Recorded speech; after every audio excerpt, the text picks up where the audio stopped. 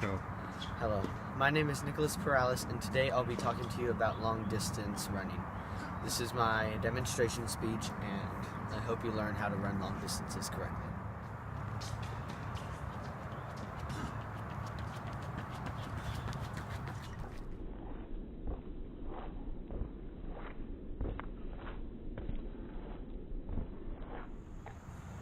The most important part of running is breathing.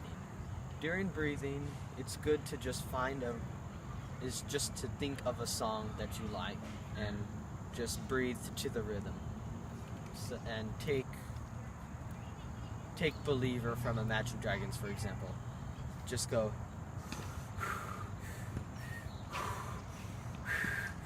something like that. And before you start out your races, a good way to stretch out your lungs is to just take one deep breath in and keep it there for a few seconds and then release it.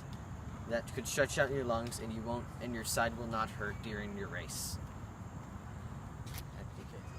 When this is about an injury, if you ever do get an injury whenever you're running, please try to take at least 2 days off in between every injury. So if you get an injury on your calf, you don't really want to stretch it out immediately, otherwise you could hurt yourself a bit more.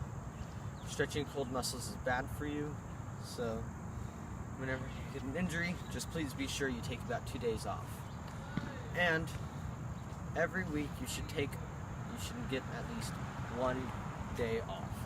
It's good because if you build up lactic acid in your legs could start to hurt and something bad could easily happen to you. This is an example of a toe touch. Be sure your legs are straight, not bent like this, otherwise you won't get the full stretch. Once you have your legs straight, try to touch your toes. If you can't, that's okay. And then lean forward as far as you can. And keep it there for about 30 seconds. This is an example of a calf sweep. Make sure your foot is angled at about 30 to 45 degrees. Then, once you have that done, bend down and move your arms in that motion. Continue sweeping like this for about 20 yards. This is an example of a kick-out stretch. Make sure your back is straight and your legs are straight, not bent out like this whenever you kick. This is an example of a quad stretch. Make sure your leg is straight and not out to the side like that. Because if you do have it out to the side like that, it'll hurt your hip. Also, be sure you have something that can support you, that can support your balance, so that way you won't fall over. This is an example of a fence cross stretch. What you do with this fence cross stretch is you just lift your leg up, and then once you do that, you make it over here, and your feet should be make about a 90-degree angle, and then put your leg down, and do it for the other leg, and keep moving at it like that for about 10 meters or so. This next stretch is called a cover drill.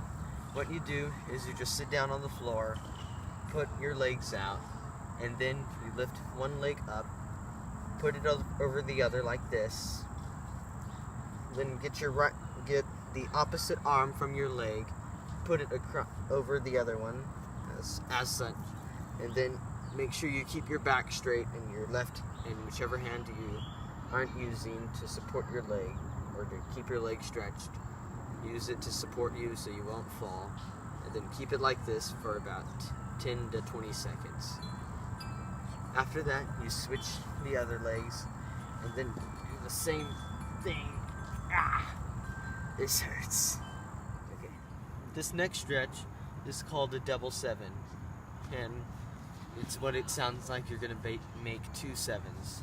What you want to do for this stretch is get one leg and put it in a tilted 7 shape like this. Then get your other leg and cross it along with this one. If you look at it closely, it should sort of look like 2 7s that are crossing each other. And this will stretch your leg down here. And it does hurt eventually. And hold it for about 15 to 20 seconds on each leg. These are some warm-ups that you can do prior to running your race. One of them is doing a lap around a track. I don't have access to one right now. But what a lap around a track does is it allows you to just loosen up before your race or any of your workouts. The next is a 10-minute jog. During this jog, you want to make sure you don't run super fast. It's just barely faster than it's just not too much faster than a walk. It's a pace you can easily maintain for 10 minutes. The next one is a 20-yard stride. During this, it's faster than a jog, but a bit slow, but just barely slower than a run. This helps with you whenever you start out your race, and it's very useful. That's something like you're gonna want to look. The next warm-up is called butt kicks. During this, it's basically like you're running, except you lift your legs higher so that it just goes and hits your butt right there. You're going to want to do that for about 10 meters and try to get at least 50 butt kicks in those 20 meters. The next is called high knees. During this, you just lift your knee up as high as you can and continue to do that for about 20 meters, and then you're done. This is an example of a plank. A plank can improve your core muscles and also your back muscles. Make sure you have your forearms on the ground like this and your toes are right like that. You should put all your weight on your forearms and your toes. I'm gonna hold it for about 30 seconds, but if you're just starting, you should hold it for about 1 minute. Oh. This is an example of a properly executed crunch. The crunch can improve your core muscles.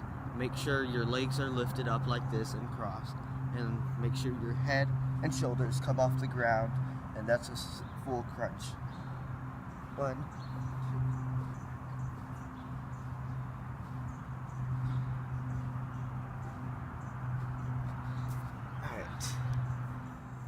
This next exercise is called a push-up.